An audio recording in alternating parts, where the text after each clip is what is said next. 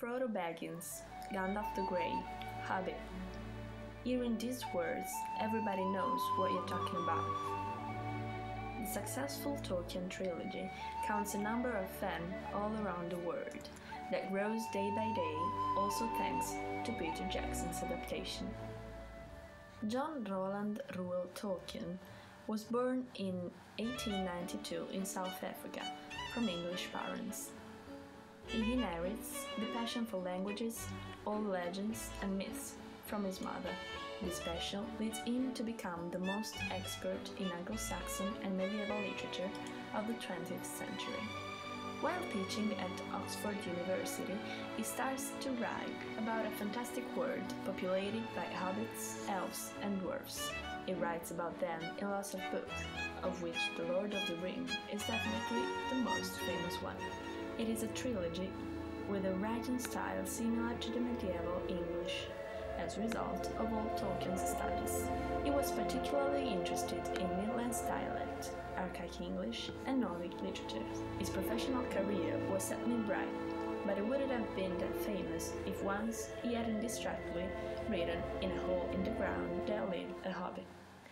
After 7 years of preparation and 18 months of shooting, in 2001, Peter Jackson manages to transfer The Lord of the Rings into a movie, a challenge previously considered impossible. It is not only the tale of Frodo adventures, but there are also a number of hidden stories and interpretations that make it something universal, similar to epic.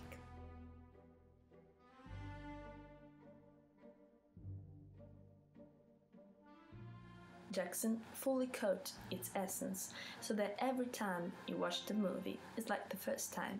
In particular, the first movie is the one that obsessively recreates the atmosphere of the book.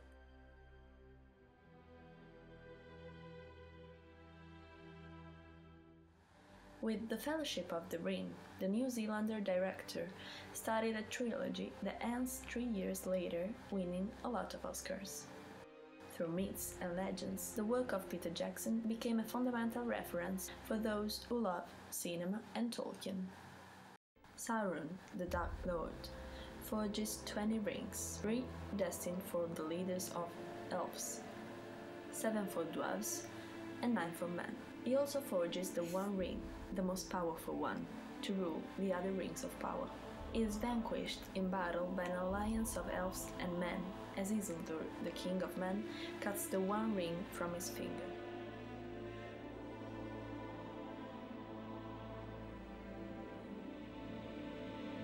Over 2,000 years later, the ring is accidentally found by Bilbo Baggins in Hobbit. Hobbits are little, kind, fury-footed, and incorruptible creatures that love everything that grows. They often organize big parties, and during the Bilbo 111th party, he announces he wants to leave and not return. Frodo, his cousin, is the one that inherits the ring from Bilbo. Neither Bilbo nor Frodo are aware of the ring's origin and nature, but Gandalf the Grey, a wizard and old friend of Bilbo, suspects the ring's identity. When he becomes certain, he strongly advises Frodo to take it away as the Dark Lord regained his whole power, and is gathering a new army to destroy the Middle-earth. The Lord of the Rings is a timeless epic high fantasy novel, very clear and mysterious at the same time, simple and sublime, with adventures in scary and remote places, incredibly funny situations, frightening secrets, walking and speaking trees. The reader is absorbed in a fantastic world, likely to be real, considering all the details Tolkien gives. In addition, the reader can discover a reality that exists despite the story and its hidden symbols, the endless battle between good and evil. A mix of legend and fairy tale, tragedy and chivalry poems, the Tolkien's novel is an allegory of the human condition based on ancient myths. In fact, writing The Lord of the Rings, Tolkien aimed at filling the lack of a true mythology in the English literature. His books are full of details and particulars, creating a real mythology for his Middle Earth, composed of characters' parentages, various populations' languages, traditions, stories, and calendars.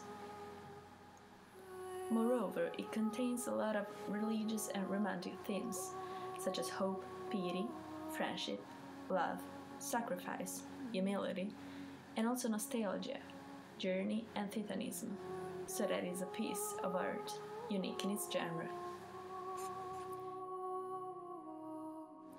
Considering all these aspects of his work, he is considered the best fantasy writer ever, that even today inspires young writers. The adaptation into a movie was finally possible only using new film technologies, in particular computer graphics, and absolutely innovative special effects, scale models, and dioramas, entirely created by Jackson Special Effects Company, Weta Digital and Weta Workshop. It is really interesting to discover which stratagems the director used. For example, to recreate the height difference between Hobbit and man, he used dwarfs and put the camera in strategic positions. Computer graphics was widely used both for little settings and big battle scenes. For those, thousands of digital background actors were created.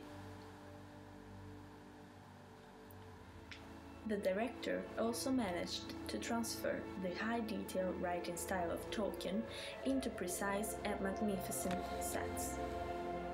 We have to underline his clever use of special effects. Without overdoing, he gave the movie a fascinating and strong visual power.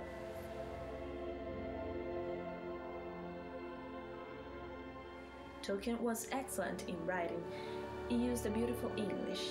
Jackson knew it, and his movie arouses the same interest Tolkien's words do.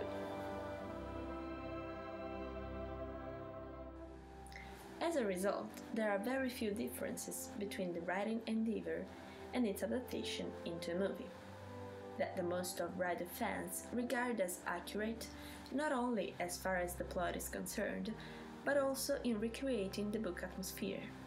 Also, the small adjustments done by the New Zealander director are positively accepted because completely in line with what Tolkien wanted to transmit. One of the principal differences is the introduction of a prologue at the beginning of the movie that explains in few minutes what happened before the real story begins. Actions and events explained along the 3 books.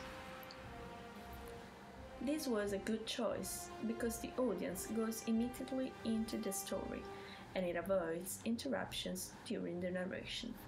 Moreover, Jackson introduced some scenes that are not from the book, but useful for the coherence and fluidness of the movie. For example, the Arwen ride to escape from the Night Nazgul or some other scenes from The Hobbit. Even though the book 500 pages full of descriptions and details constrained the director to cut some scenes, the movie remains absolutely faithful in set and characters reconstructions.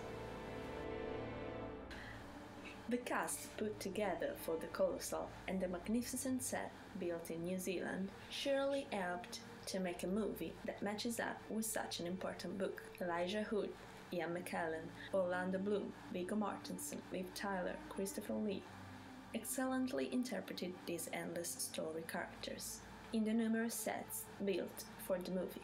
Today, you can visit all these sets thanks to an agency that organizes guided visits with guides informed and prepared about all the curiosities around the movie.